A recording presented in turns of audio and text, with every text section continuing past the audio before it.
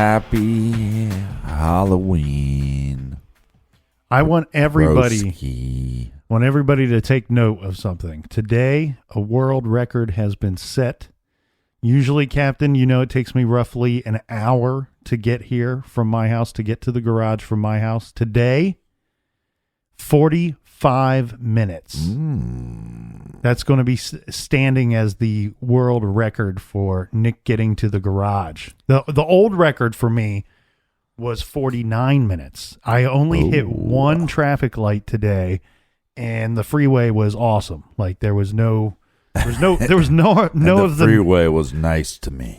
There was none of the normal bullshit that I encounter along the way. So, in the honor of Halloween, my friend, you and we've always loved the Halloween franchise movies. Yes. You know, so going back, we're actually both too young to have seen the first one, you know, in the theaters, because the first one came out in 1978. Yeah.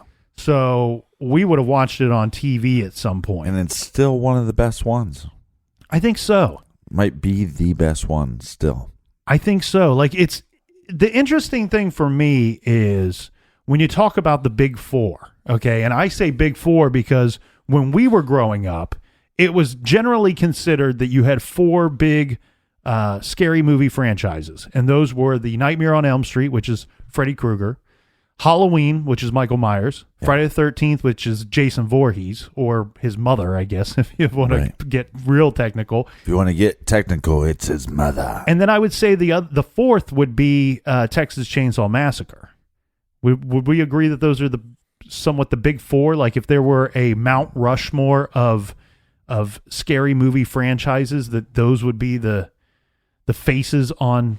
Yeah. Mount Scary Rushmore. Right. Some honorable mentions would be Hellraiser. Yeah. Yeah, I'd say that's a... And the Leprechaun movies. There was a lot of those. And Chucky. Yeah. Chucky, Child's Play. Child's Play. But I think for me was like the Jason movies, the Friday the 13th movies, I think they hold up, most of them anyway. And I think most of the Halloweens hold up as well. For me, though, with Nightmare on Elm Street, it was a big drop-off. Like, the first one, I thought was terrifying when I was a kid. I remember watching it when I was in, like, second grade on a pull-out couch bed in a completely dark room. And my buddy's house, it, like, backed up to the woods. And they had these, like, all this glass, like, sliding glass doors, windows, backing up to the woods. We watched it in the pitch black, and I kept thinking, man, something's going to come out of those woods tonight. And rat-a-tat-tat on the back glass door there. Ha ha, Freddy. But for me, like, so the first one I thought was really good, Nightmare on Elm Street, and then I thought they got very poor after that, very bad. And then Texas Chainsaw Massacre. Too good? Was 2 the one with Johnny Depp was in one of them. I think he was in the first one or the second one. I'll Google it real quick. But as far as the Texas Chainsaw Massacre goes, I always enjoyed those ones. The only thing, though, that was weird about the Texas Chainsaw Massacre, except for the one that I think Dustin Hoffman was in one of them. No, that's not his name, is it? Who's the guy, the cocaine guy? Dustin Hopper? Okay, yeah. Yeah, I think he's the cocaine guy. So he was in one of them. With the exception of that one, it seemed to me like they were just making the same movie over and over and over again. Like they never made Texas Chainsaw Massacre quite the way that they wanted to fresh out the gate. So they just kept remaking the same movie and trying to get it better each time. But for the Halloween movies, are you checking out Johnny Depp? Yeah, it's 84. So Nightmare on Elm Street, 84 slasher film. Yeah, so he was in the first one. Yeah. He had like a brief, I think he was killed in his bedroom. On the bed, if I remember correctly. Like, I think he's talking to somebody out the window. I don't remember how much he was in it, but I'm pretty sure he was killed in his bedroom in that movie. But for the Halloween movies, I went and saw the new Halloween movie, which is just simply called Halloween, which makes it all the more confusing because there's about 25. That's not an accurate number. But I think they're calling it Halloween 2018. Okay. Like that's how people are referring it to. Well, that's helpful. But I went and saw it the night that it came out. And I got to tell you, Captain, I thought it was very good. And I think that even when I left the theater, I told some people, I said, I think that's the best one. And then I was quickly reminded the first one's really damn good. And I thought, well, you're right. And actually, the way that this story works is you couldn't have this movie without the first one. So, which they call Halloween. John Carpenter's Halloween 1978. Right. Is kind of how the fanboys would call that one. Well, and I did quite a bit of research on the Halloween franchise before I went to see it because I hadn't watched any of the Halloween movies in a while. Every couple of years, I do go back and watch the first one. Yeah. So I remember that one well, but the other ones scattered throughout the years, there's a lot of them that I watched once and never watched again because, well, frankly, some of them are just not that good. Well, a lot of the times, Rob Zombie's Halloween, his remakes of those have been on TV a lot lately. And I'm sure they come across different when they're not on TV. But from what I've seen of those, they're pretty good. I actually think they're pretty good. Some people think they're a pile of dog shit. I think they're pretty good. Yeah, there's a weird argument for the Rob Zombie ones because I'm in the camp where I didn't think they were good, but you and other people that I respect their opinions very highly have told me, no, Nick, they're good. Well, what I liked about his version of Michael is how big he was. Monstrous. So it's like when you think of, we cover actual cases that people do horrible things. But to see the size of this guy, right? You go, he is very capable of doing these things easily, and that makes it. I thought it made it a little more realistic and a little more scary at the same point. Like, some of these characters that they have in the movies, playing Jason or playing Michael, they're not that big of a person, right? So you think, well, I guess if I have to fight this person, I let's see what happens. But when somebody is so mammoth, like Rob Zombie made Michael in his movies, that's pretty scary.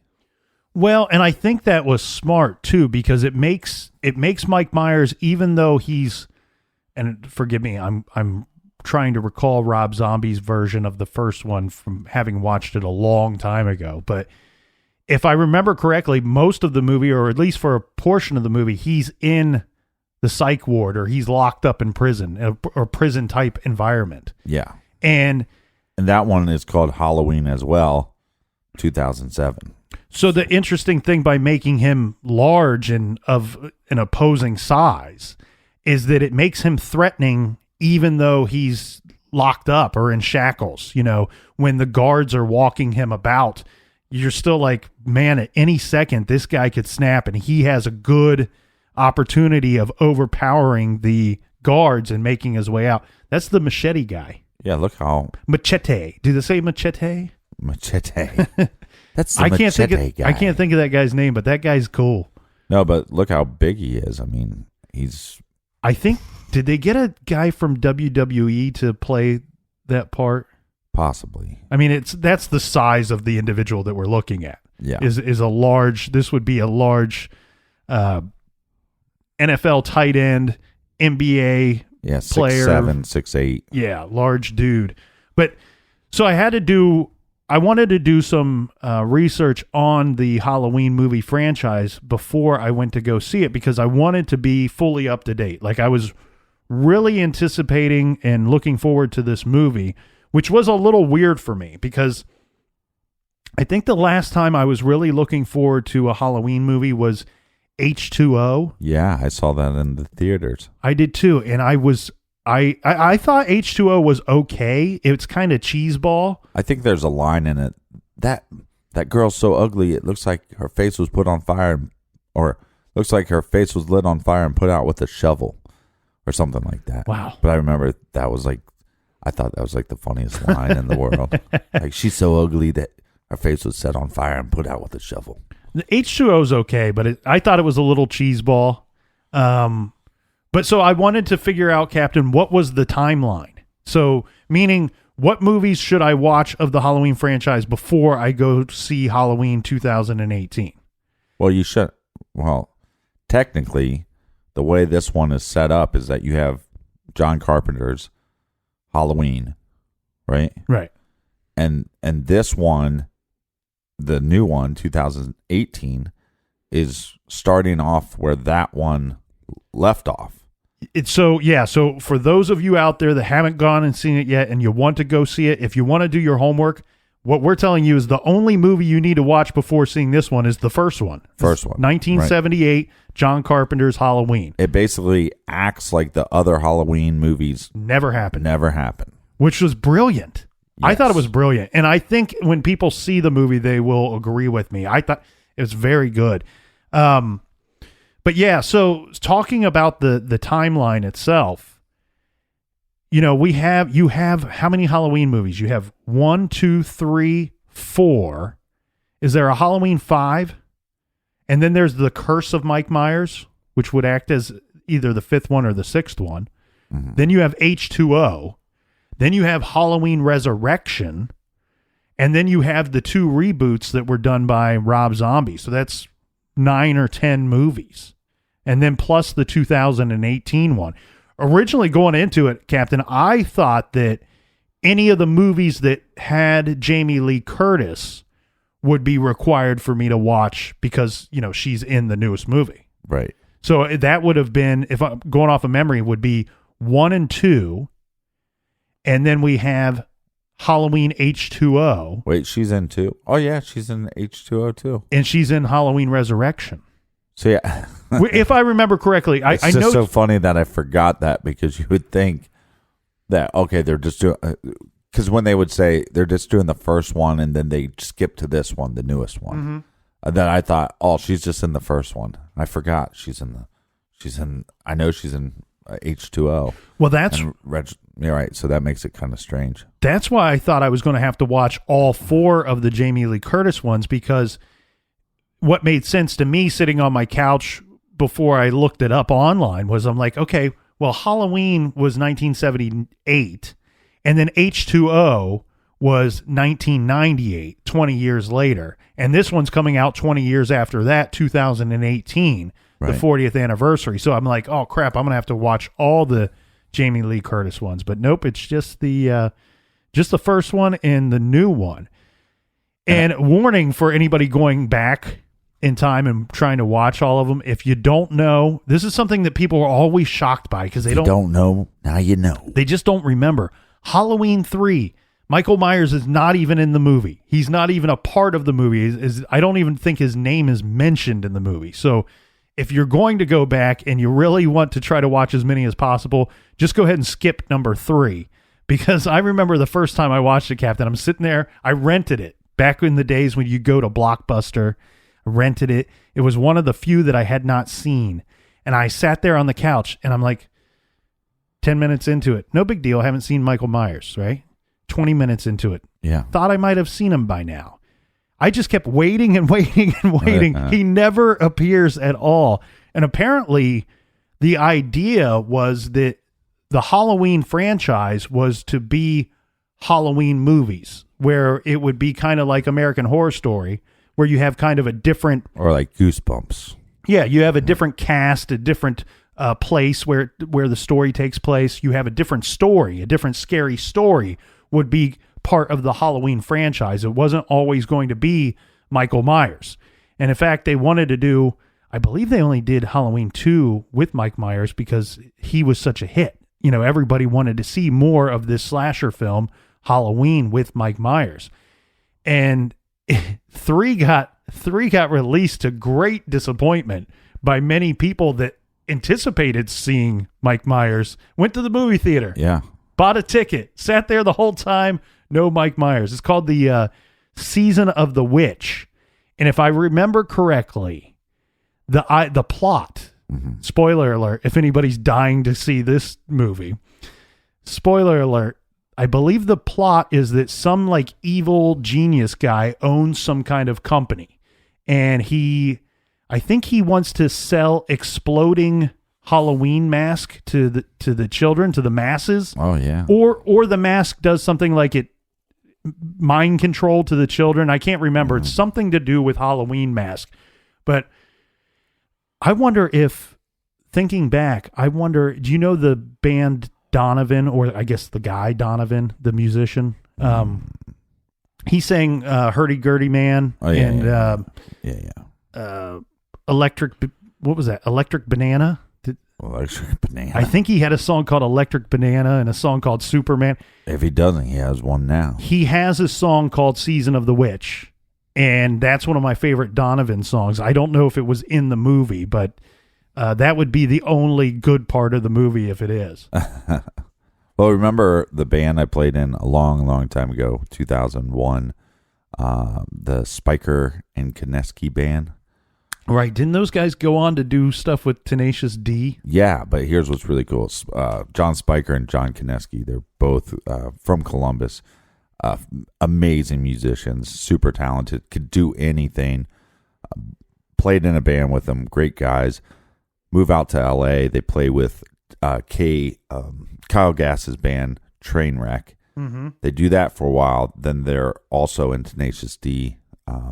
But what's really cool is that John Kineski, which is just one of the best guitar players in the world, if you want to hear some just great solo acoustic guitar stuff, he makes his own records. Check out John Kineski. But he actually played some music for John Carpenter, which is pretty cool. Really? Yeah, because John Carpenter did a record of a bunch of movie themes, and he played guitar on some of that record. So check that out if you're interested. Carpenter's got to be one of the, he's kind of a genius level, right? Yeah. I mean, I don't know his creative genius. I mean, here's my issue. I'm just going to go off on a little tangent right now. I hate, I think sometimes we throw around that word too quickly, the genius or too word. often. Right. But I think we should put it in categories. I mean, John Carpenter, the only evidence we have right now is he's a creative genius. I mean, he might be actual genius, but it's like when people talk about Kanye and they go, Kanye West, and they say, oh, well, did you see that interview with the president? Yeah, but he is a genius. And you go, look, he might be a musical genius. Right. That it doesn't mean that he knows anything about politics. You know what? The portrayal of Kanye West on Saturday Night Live, that's genius. That the what do they call that? The cold open. Yeah. That was great. So I want to correct myself on the Donovan songs. It's I don't know if there's a such thing as Electric Banana, but I do know. Well, there's going to be a song called Electric Banana real soon. Sunshine Superman was a big one for him. Mellow Yellow was a big one. Hurdy-Gurdy Man. Anybody that's seen the Zodiac movie, which I love, the Jake Gyllenhaal, the Zodiac movie, they play the Hurdy-Gurdy Man. I think it's at the opening to the movie and at the close. Yeah. And it's weird because I never thought of that song, Hurdy-Gurdy Man, as a creepy song, as a scary song. And the way that movie opens up and the way that it closes, it makes it that. It makes the hair on the back of your neck go up, and you should probably shave that hair. Yeah, you probably should lather it up and shave it down. So I'm giving Halloween 2018. I haven't seen it yet. Big 2 thumbs up, Captain. I'm telling you, it's intense is the best way to describe it. No, you should have just left it like that. Yeah. Halloween 2018. It's Nick from True Crime Garage gives it a.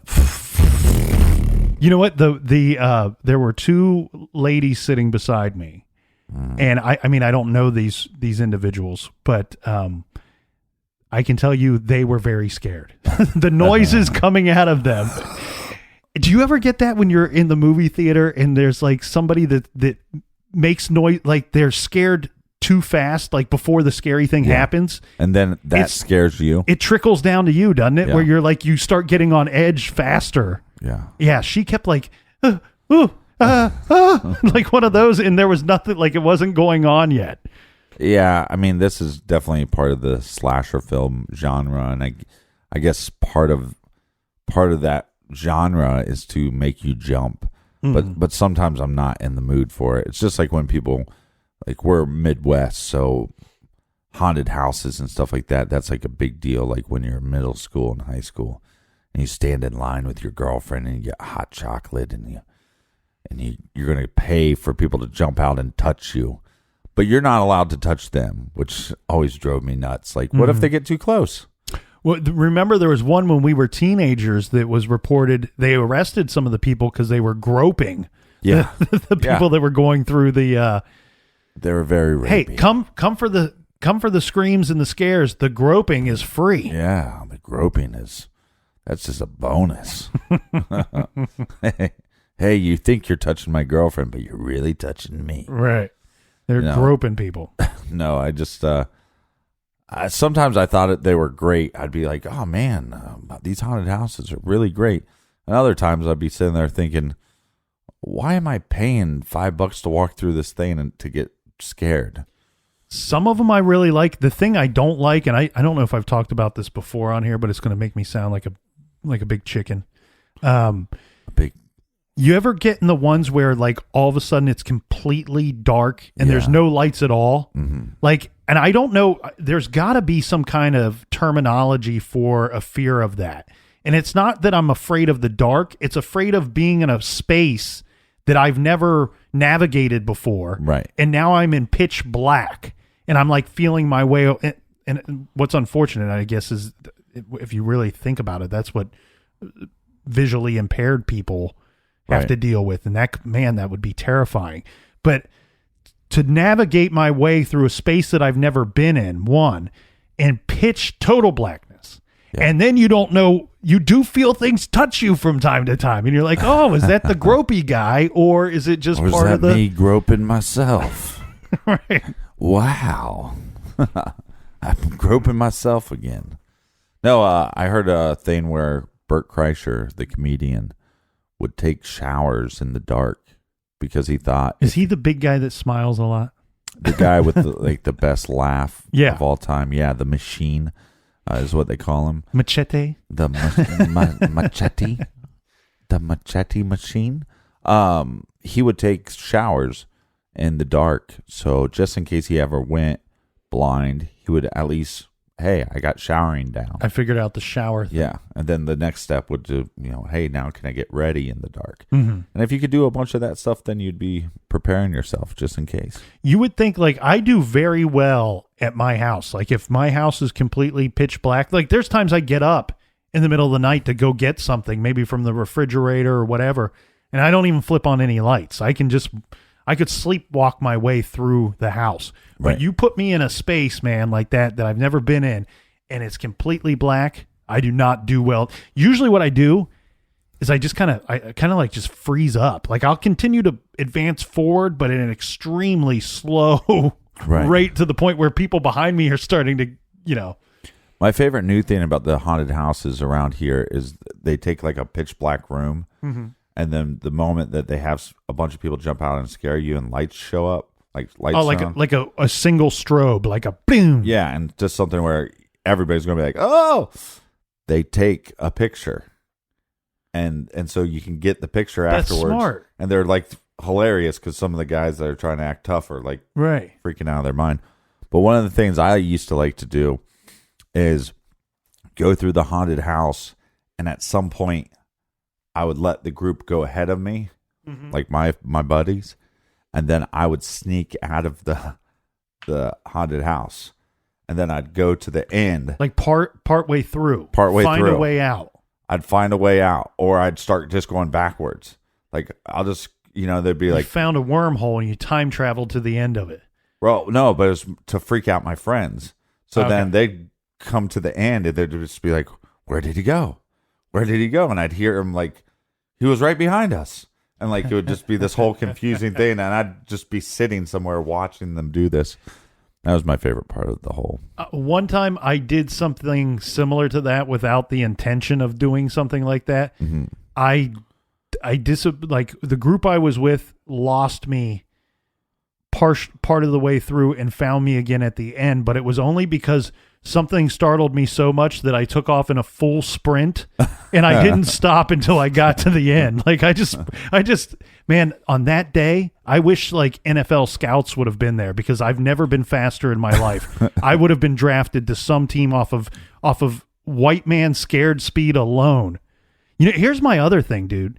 The thing that I think about when I'm standing in line for those, I'm like, how many of these haunted houses am I going to go to until some jackass forgets to take the chain off of the chainsaw? Right.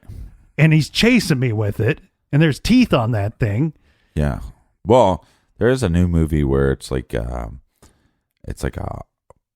haunted theme park type thing, where it's like people are supposed to jump out and scare you, and the whole idea of the movie is that somebody's going around killing people. That's a brilliant movie. Yeah, that's a brilliant idea. New slasher film. I can't remember what it's called. I hope it's a good one. There's, to be honest with you, I don't find most of them good.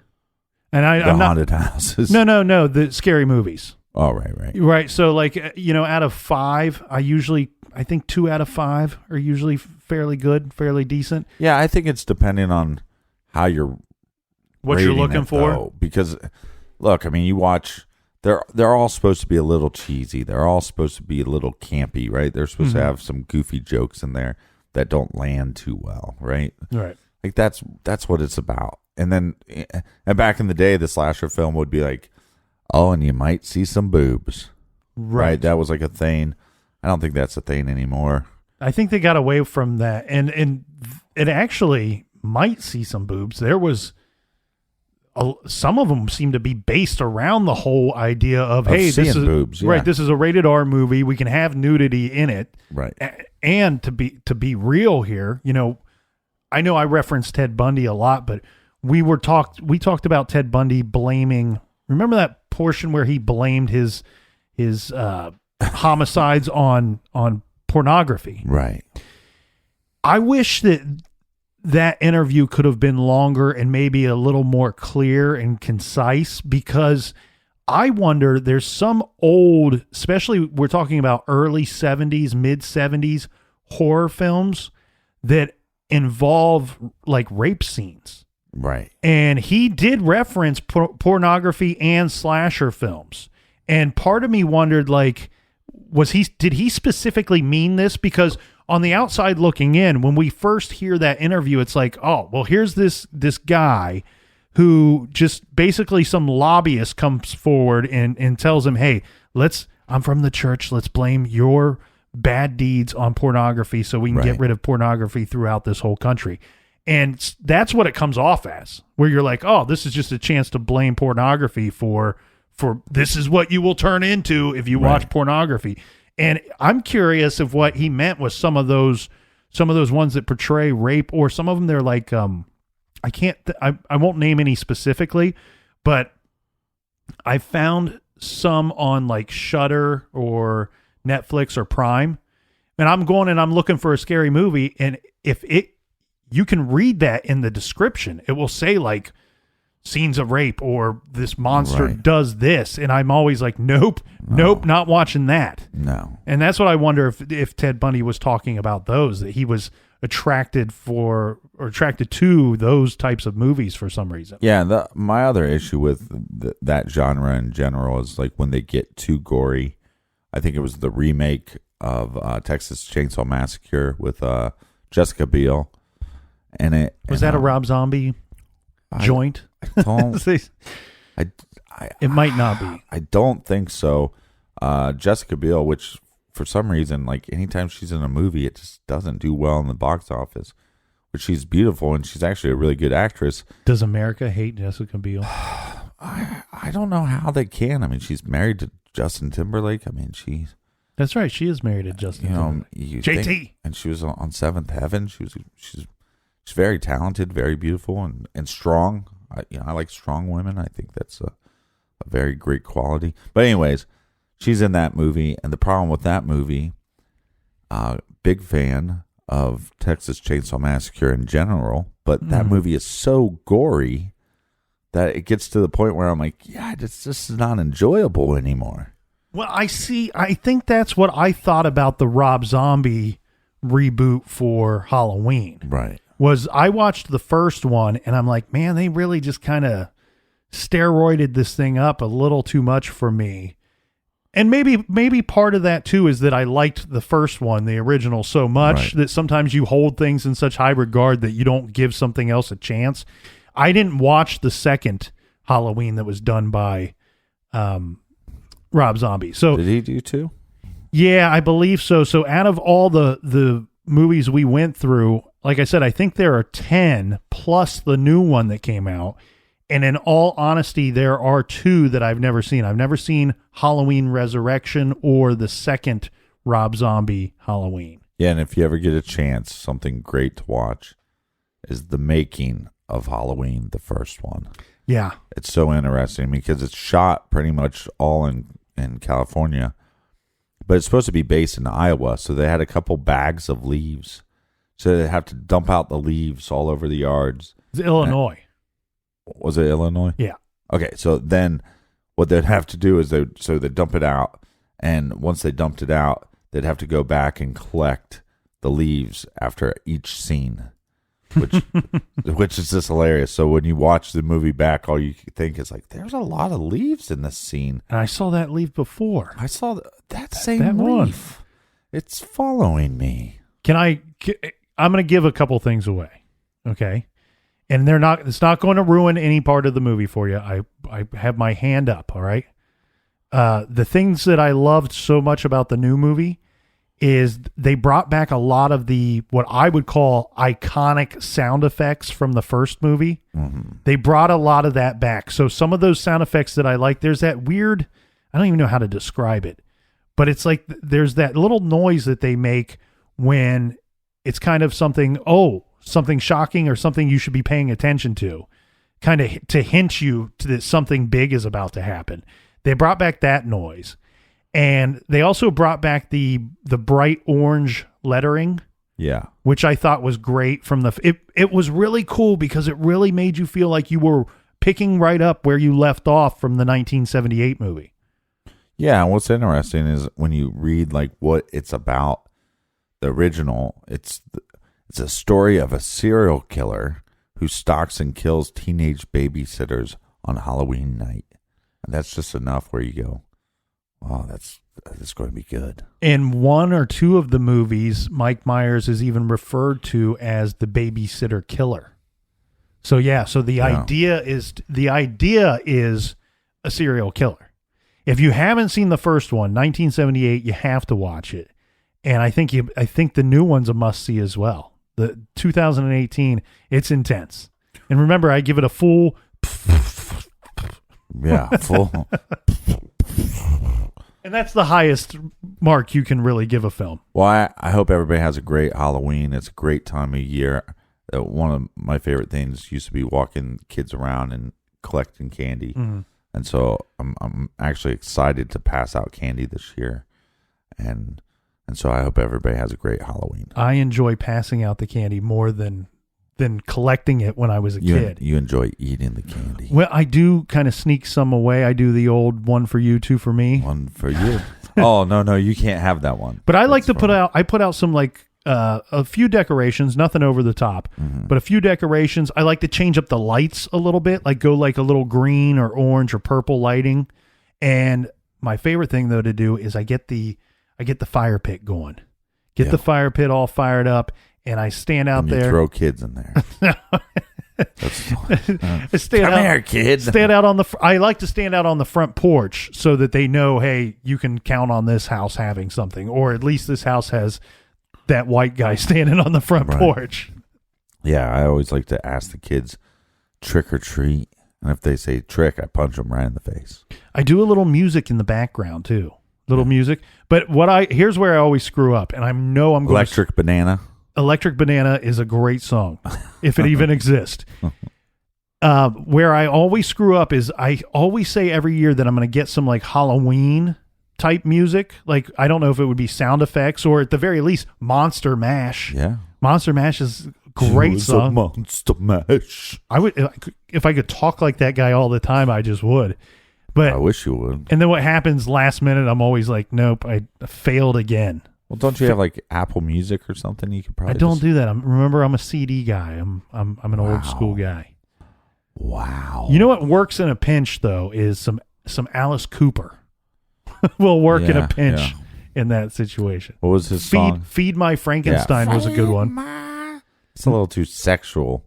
No More Mr. Nice Guy. Yeah. But the kids don't know. Right, but the parents know. Actually, maybe they do. Maybe they do know because I think I knew. They're like, "Oh, come on! What is this guy listening to? This is awful." Michael Jackson's Thriller. Oh, I love Thriller, and I love when houses will have little creepy sounds coming from. Yeah, I think it's a nice little touch. So everybody have a good, safe, and happy Halloween. Cheers.